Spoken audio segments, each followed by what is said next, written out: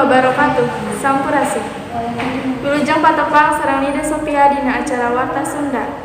Warta nu baris kapidangkeun nyaeta Gunung Meletus di Tangkuban Parahu, Kabupaten Bandung.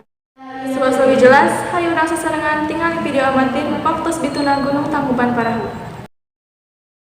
Gunung Tangkuban Parahu di Kabupaten Bandung Barat, Jawa Barat, tepi ka ayeuna ngalaman erupsi atawa letus dina jam 15.48 waktu Indonesia Barat.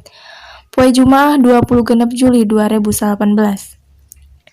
Haseup erupsi katembong di sekitaran belah wetan, kaler jeung kidul di Kabupaten Bandung Barat. Kepala Bagian Humas Pusat Vulkanologi Mitigasi jeung Bencana, Titan Roskusumah, ngonfirmasikeun kajadian eta. Nurutkeunna, tim khusus geus nepi lokasi pikeun ngalakukeun pananganan nu leuwih lanjut. Luhur letusan gunung nepi ka 200 meter. Titan oge nerangkeun yen proses erupsi di kawasan kasebat lumangsung terus-terusan. Erupsi masih lumangsung tepi ka ayeuna. Gempa merupakan tremor tapi dina amplitude nu mikeun ngaleutikan. Pamirsa, sakitu warta nu tiasa kapidangkeun dina danget ieu sengkuring Nida Sophia seja amit mundur amit mungkur.